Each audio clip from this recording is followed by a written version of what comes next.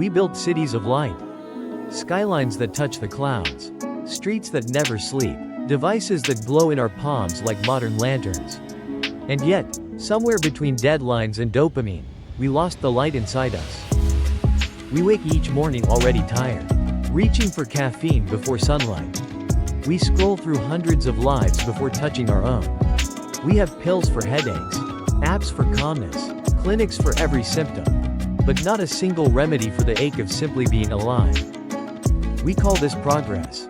But if we are so advanced, why do we still feel so empty? Why do we treat rest as weakness, silence as awkward, stillness as unproductive? Somewhere in the noise, we've mistaken stimulation for connection, motion for meaning, and survival for living. Our ancestors gazed at the stars and felt awe. We gaze at screens and feel anxiety. We talk endlessly, but rarely listen, not to each other, not to the wind, not to the whisper within that says, something is missing. The truth is, the body knows, the soul knows. There's a reason we crave mountains, oceans, forests, not for vacation, but for restoration. Because nature doesn't heal us, it reminds us. Somewhere beneath all the chaos, a question waits, patient, ancient, unshaken by time. What if healing isn't something we buy, but something we remember? What if peace was never lost, only forgotten under layers of noise and need? What if the answers we chase were never out there, but always breathing quietly within us? The Buddha didn't promise a life without pain. He offered something deeper, the wisdom to stop turning pain into suffering. He showed that when the mind is still, the heart reveals its own medicine. And maybe that's the truth we've been running from. That our greatest healer isn't found in a pharmacy, but in awareness itself. Imagine this. You're sitting alone in a quiet room. No phone, no noise, no audience. Just breath. At first, it feels uncomfortable, as if silence is judging you. Then, slowly, you begin to feel something shift. The storm inside settles. The body softens. The noise becomes music. That's not escape, that's return. Every breath you take is a message from life saying, you're still here. Every heartbeat is proof that something inside you refuses to give up. Healing doesn't start when you fix everything, it starts when you stop fighting yourself. So, as we stand here, in the age of medicine, machines, and magnificent noise, maybe what we need most isn't another solution, but a remembrance. A remembrance that stillness is strength. That awareness is cure. That presence is medicine. At Dharma Veins, we explore that remembrance. Not as monks on a mountain, but as human beings in the modern storm. Learning again how to breathe, how to see, how to live. Through stories, ancient wisdom, and mindful science, we rediscover the truths buried beneath the noise. That peace is possible, healing is natural, and that enlightenment isn't somewhere far away. It's right here, behind the next conscious breath. We built cities of light. Now, it's time to find the light inside them. Inside us. Take a breath. And remember. Secret 1. Meditation. The still point of the storm. There's a sound you've forgotten, silence. It's the sound that existed before your first worry, before your first ambition, before the noise of the world found its way into your chest. You see, in our age of constant stimulation, the mind has become like a restless sea, waves of anxiety, windstorms of thought, and whirlpools of emotion pulling us in every direction. We crave peace but scroll endlessly. We long for rest but run faster. Every notification becomes a drop of rain disturbing the fragile stillness within. The more we chase calmness, the further it runs from us. But the Buddha never told us to run toward peace. He told us to remember it. Meditation, at its core, is not an escape from life, it is an intimate return to it. It's the act of sitting down, not to stop thinking, but to stop running from what is. I've spent decades studying both ancient Buddhist psychology and modern neuroscience. And the deeper I go, the clearer it becomes. Stillness is not the opposite of movement, it's the axis around which all movement turns. Every tradition calls it by a different name: mindfulness, awareness, presence, but they all point to the same truth. The calm beneath the storm has always been there. You don't create it, you uncover it. Imagine your mind as an ocean. The surface will always dance with waves, thoughts, plans, fears. That's just what water does. Meditation is diving beneath, where the pressure of the deep holds everything in quiet unity. Down there are no good or bad thoughts. No success or failure, only being. And in that being, healing begins. Science has simply put language to what the Buddha already knew. When you slow your breath, in for 4, out for 6, you activate a hidden network within the body that tells the nervous system, you are safe now. The heart rate eases. The cortisol storm fades. The brain begins to synchronize with the rhythm of your breath. Like two dancers finding the same tempo. Your body listens. Your mind finally exhales. But here's what most people misunderstand. Meditation isn't about emptying the mind. You don't silence the waves, you learn to surf them with grace. When the mind wanders, that's not failure, that's the moment of awakening. Each time you bring your focus back to the breath, you strengthen the muscle of awareness. It's like lifting weights for your soul. Over time, the noise still exists, but it no longer owns you. Let me put it this way, life will never stop sending storms. Bills, deadlines, heartbreaks, loss, they will all come. Meditation doesn't make the weather kinder, it makes you steadier beneath it.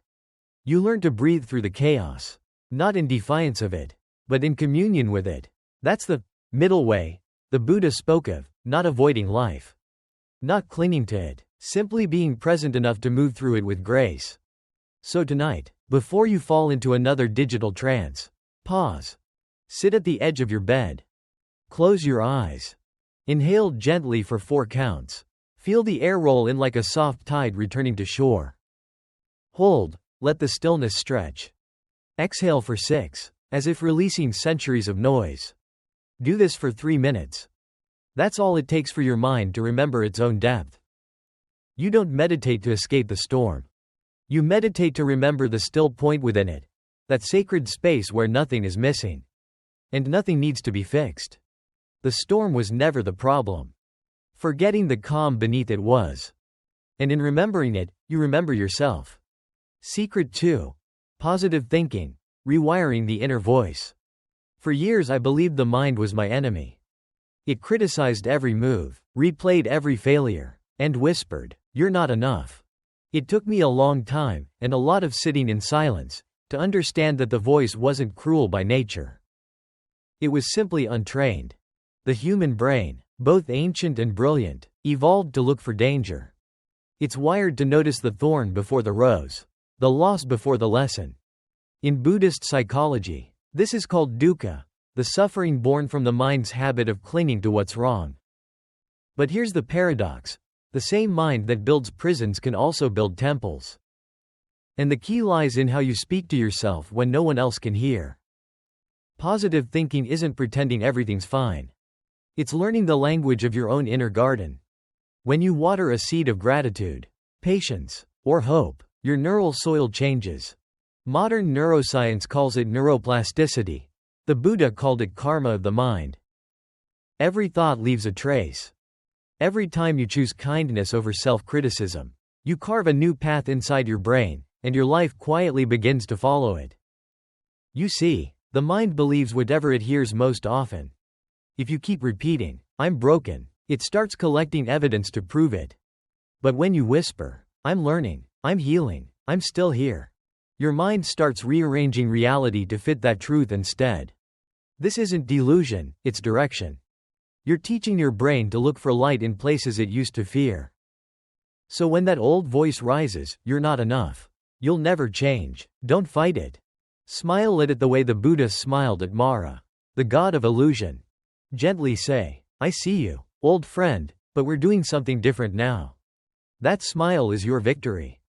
Because awareness itself is transformation. Here's what I practice, and what I teach my students, every morning before touching a phone or a thought of yesterday. Write down 3 tiny gratitudes. Not grand affirmations or big wins, just simple, real things. The smell of rain. A soft hello from a stranger. The warmth of your cup against your hands. You're not forcing joy, you're training attention. You're teaching the mind to stop scavenging for pain and start noticing grace. After a few weeks, you begin to sense something almost mystical. The day feels lighter, Not because the world changed, but because you did. The same traffic, the same deadlines, but the internal weather has shifted. There's more sky, less storm. Remember, gratitude doesn't erase suffering. It simply proves that light still exists, even when clouds cover the sun. As the Buddha said, we become what we think. So let your thoughts become lanterns, not shadows. Speak gently to your own heart. And when that voice inside begins to echo kindness instead of fear, you'll realize, happiness was never about thinking positive. It was about thinking truth, the kind that sets you free. Secret 3. Self-love, healing from within. There was a time I believed that being hard on myself was a virtue, that shame was discipline. That guilt was proof I cared. I wore self-criticism like armor, thinking it would make me stronger. But it only made me smaller. Through years of study and practice, I've come to see what the Buddha meant when he said, "You yourself, as much as anybody in the entire universe, deserve your love and affection." That isn't sentimentality, it's psychological truth. A mind at war with itself cannot heal. Most of us speak to ourselves in a tone we would never use with another human being. If a friend stumbles, we comfort them. If we stumble, we attack. That inner hostility floods the body with stress chemistry and trains the brain to expect rejection even when none is present. So healing begins at the simplest, most radical level, by ending the civil war inside. Self-love is not weakness, it's courage. It takes courage to look at the parts of yourself you've exiled, the anger, the failures, the messiness, and say, "You belong too." It takes strength to stop abandoning yourself every time you disappoint your own expectations. This is the quiet heroism of the spiritual path, choosing gentleness in a culture that worships perfection. Try this. Place your hand over your heart. Feel that steady rhythm, it has never once given up on you. Whisper 3 sentences, even if they feel awkward at first.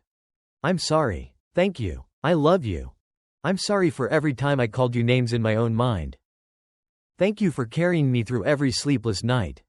I love you, not because you've earned it, but because you're alive. This simple ritual rewires what psychology calls the default mode, the loop of self-judgment that keeps pain alive. Each repetition teaches the nervous system safety, telling the brain, home is here. Over time, the harsh inner critic softens into an inner guardian. You stop trying to become someone worthy of love and start realizing that worthiness was never lost. And yes, you will still make mistakes. You will still raise your voice, forget, fall short. But instead of collapsing into guilt, you learn the middle way between denial and despair, responsibility with compassion. That balance is maturity. That's the essence of self-love. Remember, loving yourself doesn't make you self-absorbed, it makes you self-aware. The more compassion you extend inward, the more patience you have outward.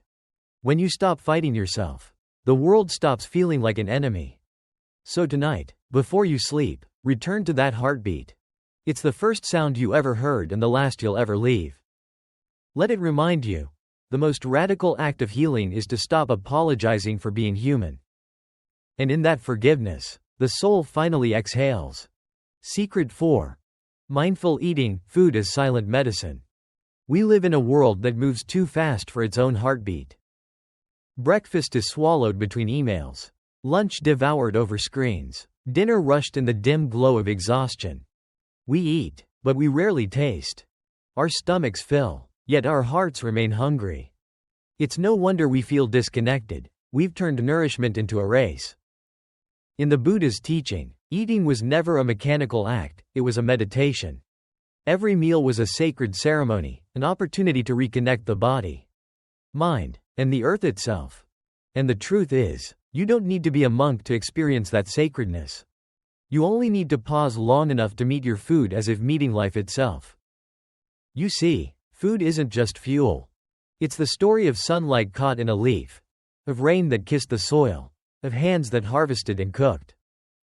Each grain of rice is a piece of the universe offering itself to keep you alive. When we eat unconsciously, we break that connection. But when we eat with awareness, we repair it, one bite at a time. Mindful eating isn't about counting calories or judging cravings. It's about presence. It's about noticing the texture, the aroma, the warmth, and realizing, this is life entering me. When you take your first bite, let it linger. Taste the salt, the sweetness, the silence between flavors. That's not indulgence, that's reverence. Modern science now echoes what Buddhist wisdom taught centuries ago. Digestion begins in the mind. A calm, grateful mind sends a message through the nervous system that it is safe to receive. When you eat while anxious or distracted, your body doesn't fully absorb what it's given, no matter how healthy the meal. But when you breathe, smile, and thank your food, your body listens. Enzymes activate. The gut relaxes. Nourishment deepens. So here's the simplest practice I know, one that changed how I live. Not just how I eat. Before every meal, stop for 10 seconds. Put down the fork. Look at the food before you. Inhale its scent. Whisper softly, thank you. Not to anyone in particular, just to existence itself. You might notice that stress eases its grip. That you chew slower, breathe deeper, smile easier. That moment of gratitude transforms an ordinary act into a sacred ritual.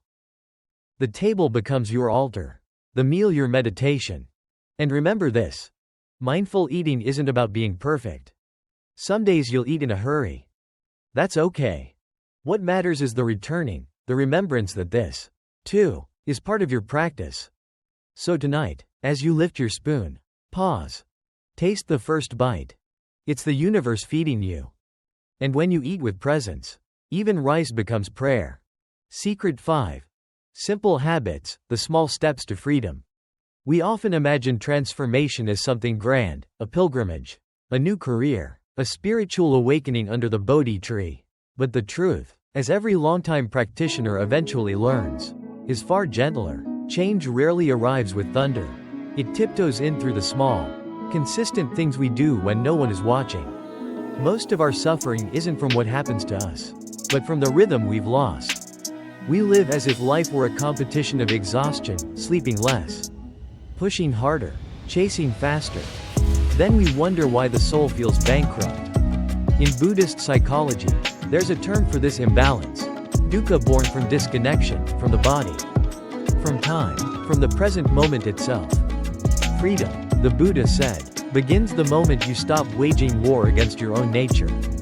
Happiness doesn't appear when you reinvent your life. It appears when you rediscover your pace. A 30-minute earlier bedtime. A 5-minute walk after meals. A glass of warm water before the first email. Tiny rituals that whisper to your nervous system, I'm listening. They sound trivial, almost laughably small, yet these are the hinges upon which transformation quietly turns.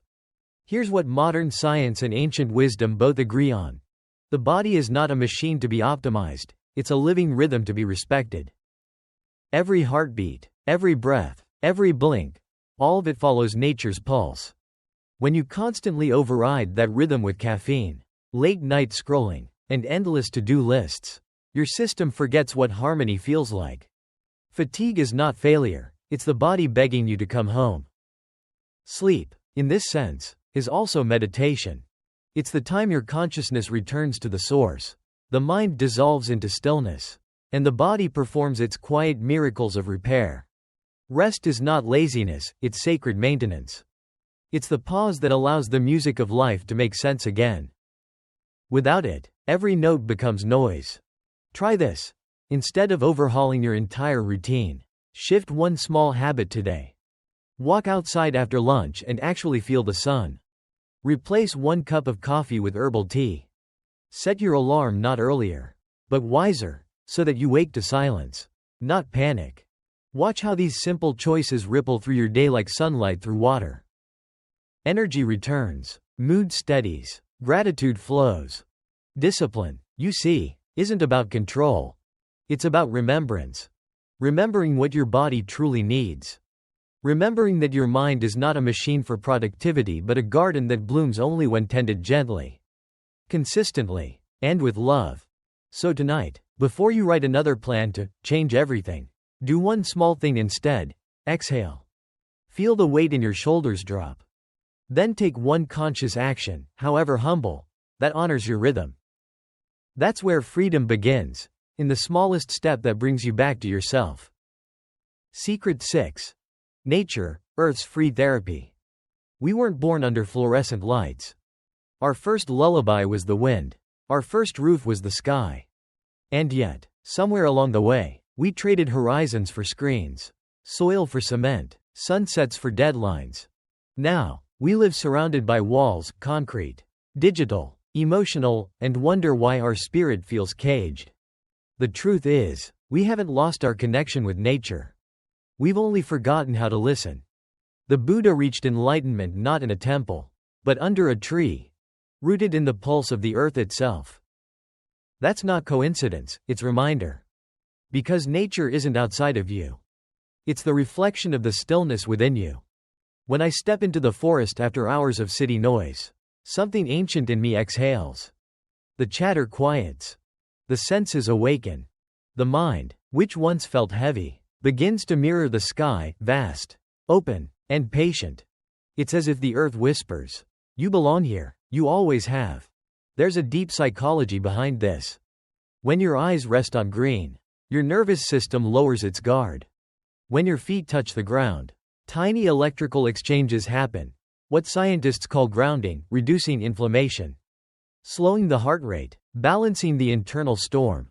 But the magic runs deeper than biology. It's spiritual symmetry. The earth heals us because it remembers what we've forgotten, how to simply be. Look at the tree. It doesn't hurry, yet it grows. It doesn't cling to spring or fight the fall. It stands, roots deep, leaves open, trusting the rhythm of existence. That's the lesson. You don't need to force your way into growth. You need to align with it. Just as the river finds the ocean without struggle, peace will find you when you stop trying to manufacture it. So here's your practice, every day. Step outside for 5 minutes. No phone, no music, no purpose. Just stand barefoot on the grass if you can. Feel the pulse of the planet rising through your soles. Look at the sky. Notice how effortlessly it holds everything, including you. Let your thoughts drift like clouds. You don't have to believe in miracles, you only have to notice them. The smell of rain before a storm. The warmth of sunlight after it. The way a bird trusts the branch beneath its feet. In those moments, nature doesn't teach with words. It teaches by being. And when you start to see the world that way, something profound happens. You begin to live less like a machine and more like a meadow, grounded, alive, and free. Because healing isn't always about doing more. Sometimes it's about standing still long enough to feel the earth loving you back. The tree doesn't rush to grow, and yet it thrives. So will you, once you remember you're not separate from the forest, but part of it. Secret 7. Simplify, less clutter, more soul. Everywhere we look, the world tells us to add more success, more possessions, more noise. We chase abundance and end up buried beneath it. Our homes overflow with things we've stopped seeing. Our calendars fill with commitments we stopped enjoying. And our minds hum with 1,000 unfinished thoughts. We call it productivity, but what it really feels like is suffocation. Through decades of studying Buddhist philosophy and human behavior, I've come to see a simple truth: what we own, owns us. Every object carries an invisible thread of attention. The more threads we gather, the tighter the knot around our peace. We think letting go means losing, but in reality, it's how the soul remembers how to breathe. The Buddha carried only one bowl, yet he fed the world. That bowl wasn't a symbol of poverty, it was a symbol of freedom. He taught that simplicity isn't deprivation, it's clarity. When your hands are empty, you can finally receive. When your life has space, grace has somewhere to land. In modern life, clutter isn't just physical, it's emotional, digital, and mental. Unread emails, unspoken resentments, half-lived dreams. They all pile up until joy has nowhere to sit. And we wonder why peace feels so distant. But peace doesn't hide, it's just buried beneath what we refuse to release. Minimalism, in the Buddhist sense, isn't about white walls or rigid rules. It's about alignment. It's asking, does this still serve my growth? Does it still bring peace? If not, bless it and let it go. Because what you let go of lets you breathe. Here's a practice I often give my students, once a week. Release one thing that no longer brings you calm. It could be an old shirt, a toxic habit, a digital folder, or even a thought. Don't overthink it, just choose one and exhale it out of your life. This small ritual retrains the brain to associate letting go with relief, not fear. And over time, your inner space expands, like a room after the windows are opened and the dust finally settles. As you simplify, you'll start to notice something beautiful. What remains becomes radiant. The cup of tea tastes richer. The laughter of a friend sounds clearer. The sunset feels longer. Simplicity doesn't shrink your world, it sharpens your awareness of its beauty. So look around your life, not with judgment, but with compassion. Ask, what am I carrying that no longer carries me? Then place it down. Peace will not arrive through more, it will arrive through less. Remember, the Buddha carried only one bowl, yet he fed the world. You, too, have enough to give, once your hands are free to hold what truly matters. Secret 8. Reprogram the subconscious, planting new seeds. For most of my life, I didn't realize I was sabotaging myself.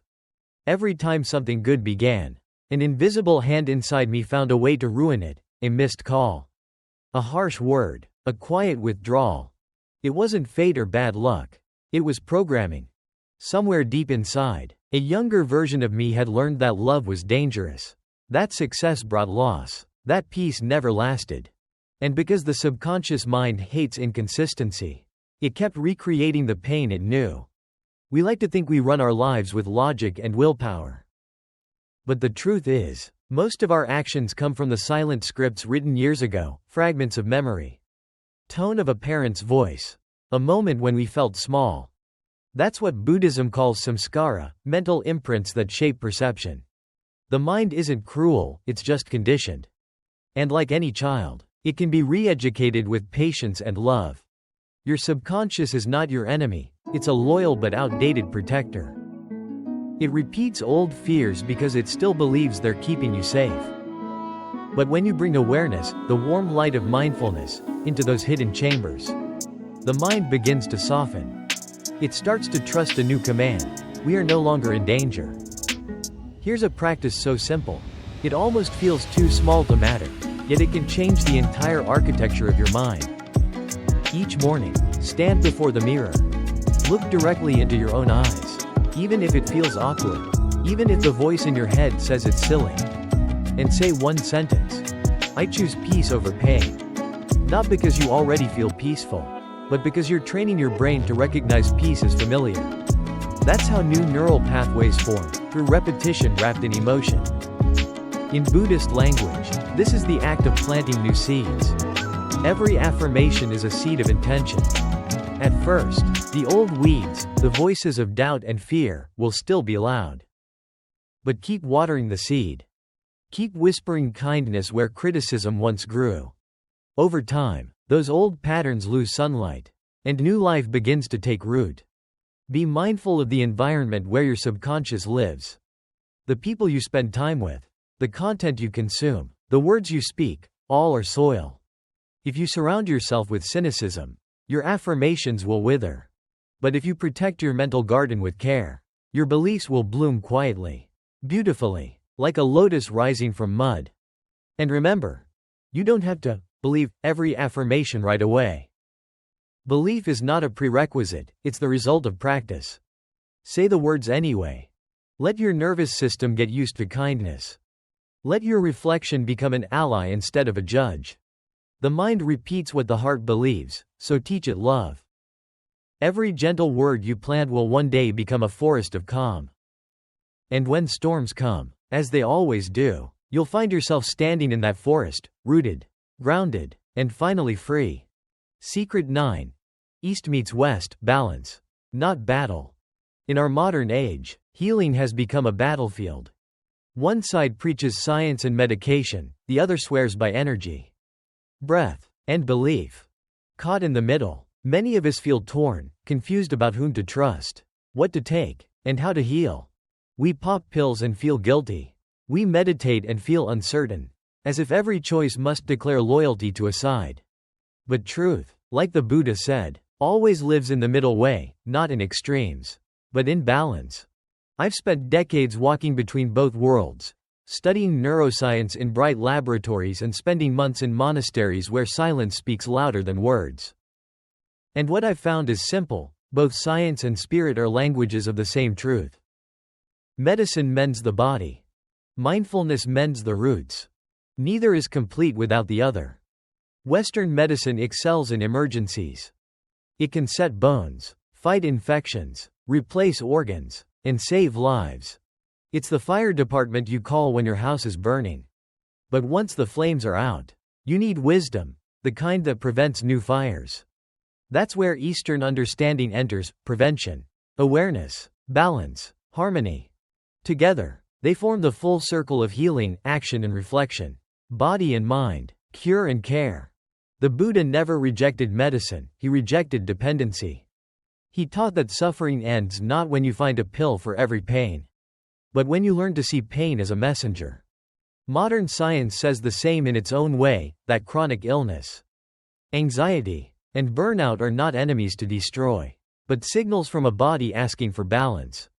True healing begins when both systems, biological and spiritual, start listening to each other.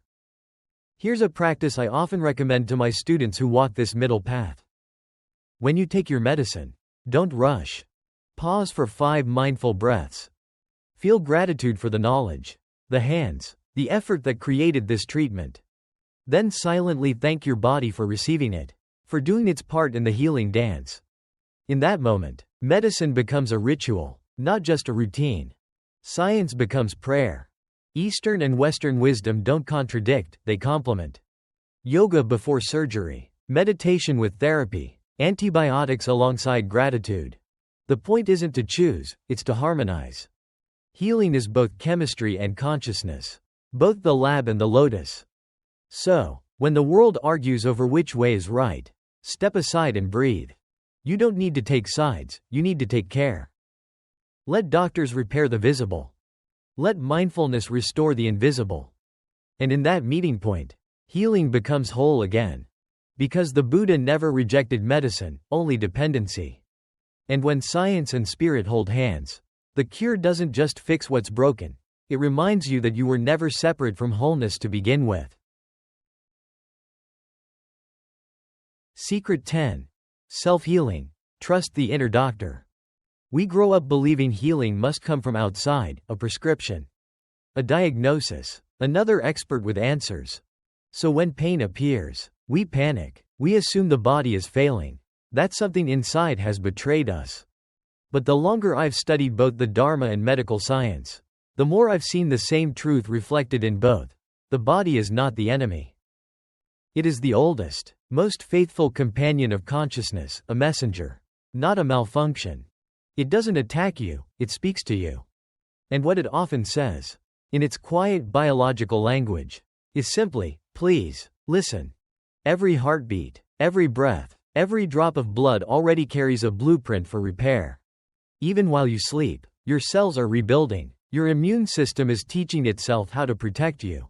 Your tissues are rewriting their own survival stories. Healing is not a miracle you earn. It's a rhythm that never stopped playing, you just stopped hearing it. The Buddha once said, ignorance, not illness, is the root of suffering. To remember this is to reclaim the deepest form of medicine, awareness. When you breathe consciously, you awaken that internal physician. Inhale golden light into the pain. Exhale forgiveness, for the body. For yourself, for the years spent fighting rather than listening. This is not fantasy, it's physiology with reverence. Every calm breath sends a message through the vagus nerve to the entire system. You are safe to heal. And in that safety, the body begins its quiet magic. Try this simple ritual each night before sleep. Place your hand over the part of you that aches, physical or emotional. Feel the warmth of your palm meeting the intelligence beneath the skin. Breathe slowly and whisper, my body knows how to heal. Don't beg, don't demand, just trust. This act of faith is not denial of medicine, it's partnership with it. Modern treatment may mend the fracture, but belief rebuilds the foundation. There will be moments when the pain returns, and doubt with it. That's all right. Healing isn't a straight line, it's a conversation. Sometimes the body shouts because it hasn't been heard in years. Keep listening. Keep thanking it for the lessons hidden inside the discomfort. The very attention you give becomes nourishment. Science calls this the mind-body connection. Buddhism calls it mindfulness. But both are pointing to the same wisdom. You are not a collection of parts waiting to be fixed. You are a living harmony learning to remember its own melody. So tonight, as you lie in the dark, don't curse what hurts. Hold it. Breathe light into it. Whisper kindness where fear used to live. Because healing doesn't begin when pain ends, it begins when resistance does. You were never broken, only disconnected from your own medicine. And once you remember it, every breath becomes a prescription for peace. Maybe healing was never a journey. Maybe it's just the moment you stop running from yourself. We spend years searching, across mountains, through books, inside other people's eyes, hoping to find something that was never missing. We chase after peace as if it were a destination on a map. But peace has always been here, waiting, patient as the earth beneath your feet. It's the pause between your thoughts, the silence before the next breath, and the moment you finally stop running, the moment you simply sit. Life itself leans in and whispers, "Welcome home." That is the essence of every teaching, every sutra, every breath the Buddha ever took under the Bodhi tree, not to escape the world, but to awaken within it. He never promised a life free from storms. He taught us how to remain still at the center of them. And that stillness, that quiet courage, is what the world needs now more than ever. So as this light fades and the music softens, let us offer a moment of prayer.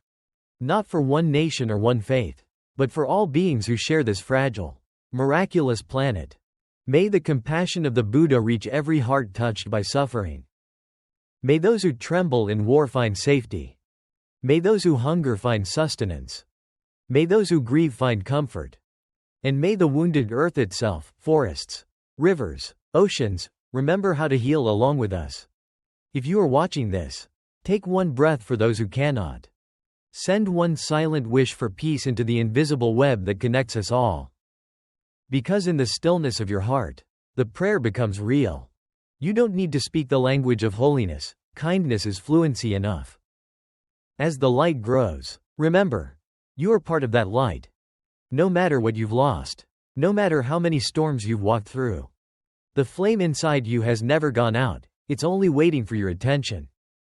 So if this touched your soul, breathe once, and share it with someone who needs light today. Not to spread our channel, but to spread the remembrance that healing is possible, even now. Here at Dharma Veins, we walk together through teachings, stories, and silence, to rediscover the strength that compassion brings and the peace that awareness restores. If our message resonates with you, join this circle of quiet seekers. Subscribe, reflect, and keep the conversation alive in the comments below. And before you leave, tell us, when was the last time you truly stopped running and simply listened to yourself? What did you hear in that silence? May all beings be free from fear. May all beings remember their light. May peace begin, right here, within us.